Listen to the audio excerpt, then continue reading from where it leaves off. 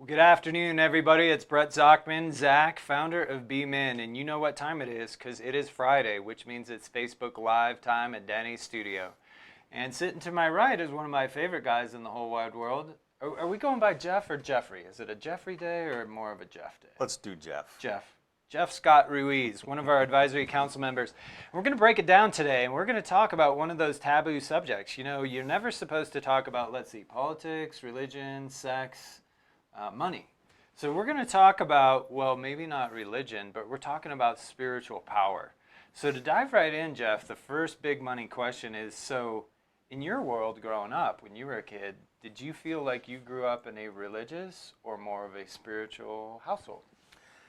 I definitely grew up in a religious household. My family's Catholic, and I was raised Catholic.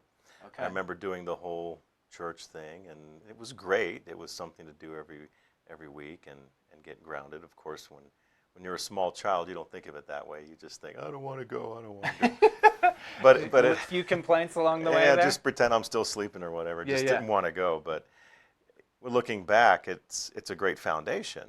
It was a great foundation for me. Mm-hmm. Growing up with those precepts, and went through the whole thing in the church.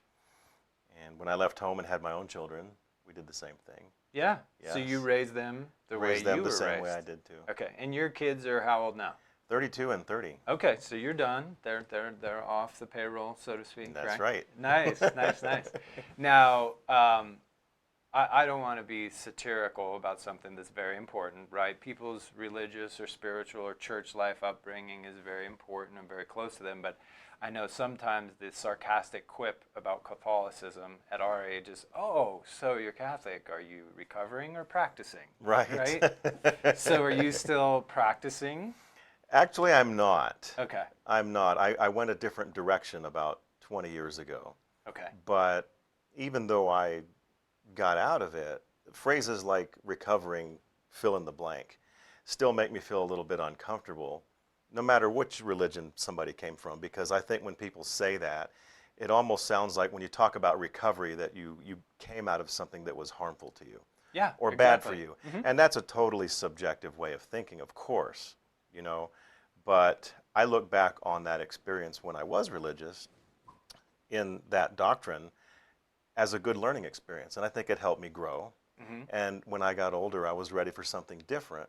But when I look back on it, I don't see it as I've recovered. I look at it as saying that was a great experience in my life that I learned from, and now I'm moving on to something else. So it was growth.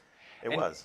So many times I know we're very sarcastic. I'm very sarcastic. You know that. I'm on my 6th step of my 12-step program. Of course, I've been stuck at 6 for like 6 years, but hopefully there's hope. I think so many times when we get into these taboo subjects or these sensitive conversations, we're not quite sure how best to communicate about it, so we get a little silly or we get a little sarcastic or we get a little satirical to kind of soften the blow. Sure, humor takes care of everything, right? Yeah, right. Humor or sarcasm. Just Band-Aid that sucker with a little bit of humor. So, so did you feel growing up, like, not now, but when you were a kid, would you have identified it as being more of a religious upbringing or more of a spiritual upbringing? Or did you even kind of know those terms at that age? I didn't really know how to distinguish that Yeah. when I was a child. It was purely a religious upbringing for me. Got it. I didn't really know. Well, I knew there were other things out there, Sure. but I didn't know about them. Okay. So for me, this was my whole religious experience. Yeah, that's all you knew. So now, and you've said your faith walk has kind of transitioned. Now, how would you say it? Would you say that you're religious, or would you say more that you're spiritual? I would definitely say right now that I'm more spiritual. Okay. And what's the difference for Jeff, right? The difference for me is I look at religion as institutionalized with its own set of rules, so to speak, its tenets and dogmas. I look at spirituality as more of an open-ended, open-minded, if you will, allowing yourself to realize that there is something out there bigger than we are. Right. Now, you're going to find that, I think, in a lot of religions anyway, and a lot of spiritual practices.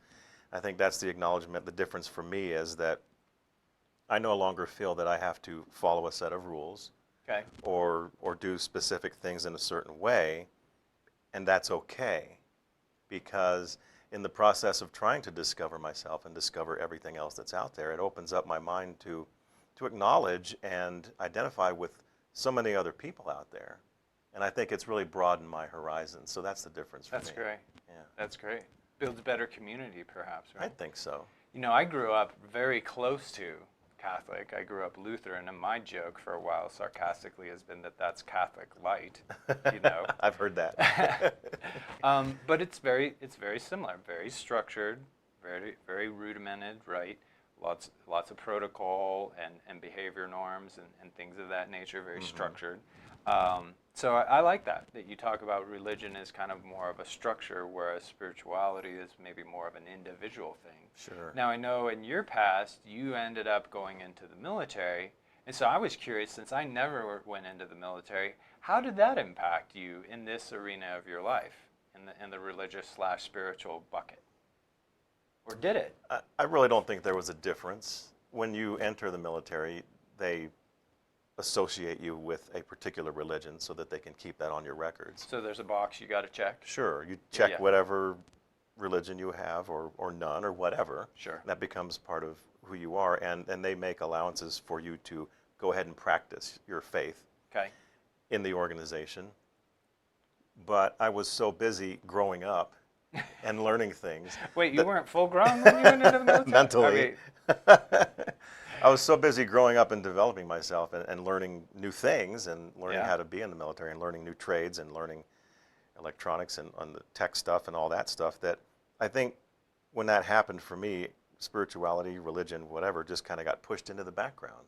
okay. And it's not something that I thought about very often or practiced very often until I got married and had my own children. And that's when I started going back to it and paying more attention to it, saying, hey, look, I had this foundation growing up, so I want to give my children something Right. to resurface, be built right? on. Sure. Because we have those responsibilities as men. You know, a Right. father, hey, you're kind of large and in charge. Like Mm-hmm. what you're doing is going to, hopefully get pushed down to your kids. Exactly. I was curious. The reason I asked that question is because the military is predominantly male. So you kind of got a boys/men's club. And, many times, I mean, we're building a boys/men's club now with Be Men, just not inside the military, outside. Right. And I always think it's interesting when you start talking about these sensitive topics, right? If there's just two guys in a room, hey, that can be pretty copacetic. But you start getting 20 or 200, and everybody has their own style or their own walk or their own beliefs or disbeliefs, and you got egos running around all over the room. And I remember like my freshman roommate in college was Mormon. I didn't know a single thing about Mormons. So we had some interesting, I won't say combative conversations, but perhaps some conflictual conversations, because he didn't believe what I believed and I didn't understand him. He didn't necessarily understand me. So I think it's interesting to dive into that. Yeah, it is. I think tolerance is the key there too. If you can have a discussion like that, good for you. When you get 50 or 100 men in the room and start talking about differences in opinion, particularly with subjects that like religion or spirituality. Right. The sensitive big topics. That's the key. Just have a little bit of tolerance and say, okay, I recognize your point of view. It doesn't mean we have to argue about it. I like that. In fact, for a minute, for our community, so that this whole month is about spiritual power.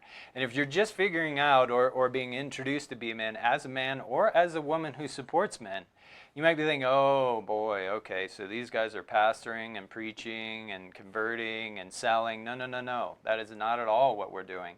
Be Men, at its fundamental foundational level, is a humanitarian movement, not a faith-based initiative. So this is about that individual walk. And why I wanted to talk to you all for just a minute, I thought you mentioned one of the most powerful words, tolerance. We have such a lack of tolerance right now, whether it's men versus women or black versus white or Catholic versus, Muslim. It's just amazing to me. So you spend some time interacting with men, right? And coaching some men and talking to some men and Sure. and like you've been doing public speaking, right, about men. Do you find, do you introduce this sensitive topic, spirituality, in the talks that you give? Not in the talks that I give, not in the Okay. public talks that I give. Okay. Now, that might change with our upcoming workshop, Right. which you'll hear about later. But when I coach individually, I don't introduce a topic. I let the client introduce what they want to talk about. So that Okay. may or may not come up. That's not something I use, so to speak, as part of a toolbox or anything There like you that. go. I just Okay. go where the flow is taking Uh, me. if they take you into that silo, Right. then you'll go there with them. Right. Okay. Hmm. That's great. That's great.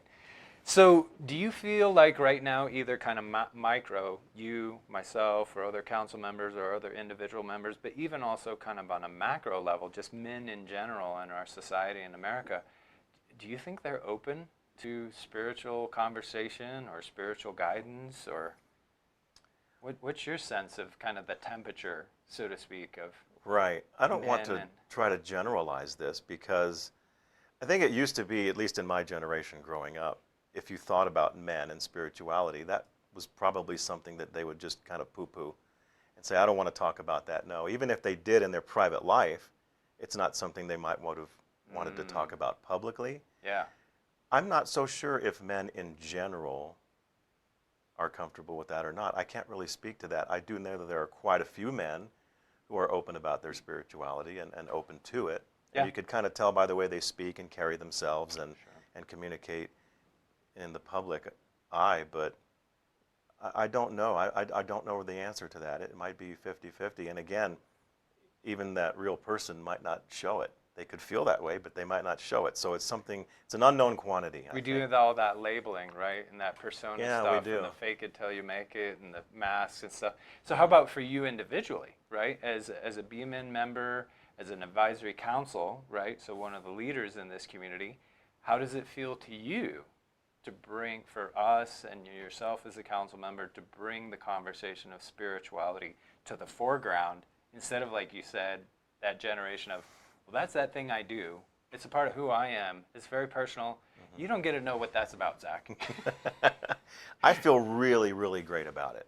Really? Okay. And this being one of our 5 pillars in particular, I think it's great to bring something like this out into the open and let other guys know that, hey, it's okay if you feel like this. Let's talk about it. Hmm.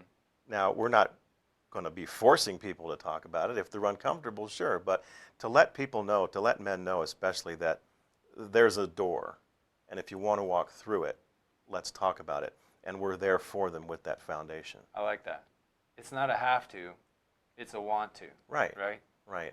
Which is great because I think this topic, like so many topics, it's just mind numbing to me how we men can get together and talk about inconsequential, excuse my French, guys, kind of bullcrap.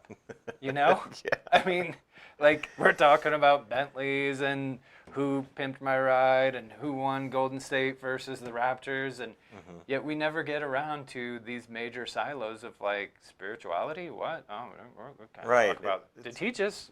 He didn't just mention It's one of spirit. those taboo That guy things. needs to be uninvited to the next tailgate at Danny's because he mentioned the word spirituality. He's out. Mm-hmm. Yeah.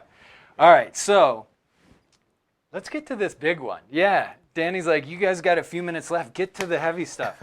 So I think we even posted this one up for you all to read. So this is the granddaddy of them all, I think. How have you developed spiritual power in your life? Do you, or maybe even do you feel like you've developed spiritual power? I really do feel that way. And for me, it happened in February of 2012 with a wildfire in which I almost died. Yeah. I look back to that as my turning point, Okay. which got me on the road to spirituality. Okay. Because something as significant as that tends to make people want to reevaluate their lives. When you almost die, When you start almost asking some die. bigger And I questions? think I've alluded to this too in previous interviews. But that was my turning point. Okay. I began to look at things differently. I became more spiritual, and I wanted to know, hey, what else is out there? What did this mean? Is there a message here? And I started to freely associate more with that subject matter. Okay. And I just dove into it. Nice. I looked into everything. I Okay. looked into energy work. I became a Reiki master. I worked with... You did? I am. Oh, you Yeah. are? I did not know this about you. See, I get to learn new stuff. That's awesome. So this field is very interesting to me, and I just feel that there's just something out there, and I believe that we're surrounded by all this energy, and everything is really connected, and everything we do, say, feel has an impact on everyone. It's kind of like the butterfly effect. Have you heard that? I have Something heard of happens that. on the other Tell side our of the community world. though. This is Something really happens cool. on the other side of the world. A butterfly flaps its wings or something, and it sets into motion a big chain of events where the undulations in the air will affect this and that and this and that. And pretty soon you have this huge effect that all stemmed from that one very tiny I love that. moment. And I I love think that. it's the same with everybody. I think it's universal. We have an impact on people. So, yeah, my spirituality is really big right now. I like that. You know, to share with the community, guys, so many times we're fed the lie. You're alone, you're isolated, you're the freak, you're the only one that has the money problems, the sexuality problems, the spirituality problems, the marital problems, the kid problem, whatever it is. And what Jeff is talking about is, you know, this idea of like each one teach one, that every man matters because of the butterfly effect. If you even shift yourself like 1 or 2 degrees, you have no idea what that could do for you, what that could do for your girlfriend or your spouse or your life partner, your kids, your workmates, right? That's what we're Exactly. talking about. Exactly. Yeah, it's incredible. Let's say a guy goes home every night and just does the same old thing, comes in to his wife, hey, how you doing? How was work? Great. And let's say one day he tries to reframe and reset and think, for example, in this case, maybe a little bit more spiritually or try to think along those lines. Let's say he comes home one day and says, honey, I'm really interested in how your day was today. How was everything? And everything's changed about him, right? His affect, his expressions, the way he speaks, the tone of his voice. It's not a flyby conversation. Right. It's a... Yeah, and if he took the time to get himself centered before he had an interaction with his wife, it. just and then imagine she feels heard, what she's going to be thinking, acknowledged. where'd that come from? It's And like, that's going to set into motion a whole different chain of events. And I guarantee that in that example, it's probably going to end up positively. that's awesome. So as we wrap it up, I always like this one question. So what do you believe might be a myth out there in our society right now, especially for men, about spirituality that you'd like to either speak to or maybe even dispel? Do you think there's something out there? Probably the biggest myth I would think is that it's nonsense. I would suggest to look into that a little bit more and kind of open your mind a little bit more in the same way that we open our minds to knowledge when we go to school, when we learn a new trade. If things aren't working well for you and if you don't know what else you can do, at least consider the fact that you might want to open up your mind a little bit to the concept of spirituality and see what happens. It'll be in your own time. If it's for you, if it will work. If not, maybe down the road. But That's great.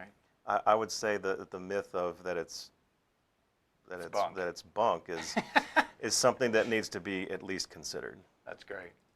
Thanks, Jeff. You know, guys, it's a really important message. If you're going to be a holistic man, right, thinking about all the different silos of who you are and thinking about our 5 pillars, to just kind of ignore spirituality in general and say, you know, like that sarcastic person might say, oh, so there's the big man in the sky, and then next I'm supposed to believe that pigs fly too. You know, it's this idea of don't just sarcastically shove it off in a corner and write it off. And baby steps, you know, and your path is your path, and here at Be Men, you'll be accepted for whatever your path is or is not. We're not preaching, teaching, converting, coaching. We're just here to be a part of who you want to be within our community. And this is why we have these conversations. So coming up, there's a couple of great ways to go deeper dive into the connection of this community. So Denver, coming up, Denver, just north of Park Meadows on County Line Road. We're going to be at Rock Bottom Brewery next Wednesday, June 12th, for our second session of Beers, Bros, Bucks. We know you like beverages. You don't have to have a beer. It's not mandatory. You can have whatever you'd like. Come out because we're going to do that deep dive. Instead of going an inch deep and a mile wide, how about an inch wide and a mile deep? And we'll be having some serious conversations and getting to know some like-minded, extraordinary men. And then I have one more shift for you. So summers can get busy, can't they? So we had some scheduling conflicts. Imagine that. We're running an organization that I believe today we're going to have our 700th member of our group page on Facebook. So congratulations to us Be Men. What's going to happen is June 29th, 5 Pillars of Male Wellness is shifting to July 20th. So we got a little more time to get a few more of you there and get you connected into this. And we're going to break down the 5 Pillars of Male Wellness at the Solomon Center in Northwest Parker. So go out there, have an incredible weekend, and always remember, be extraordinary.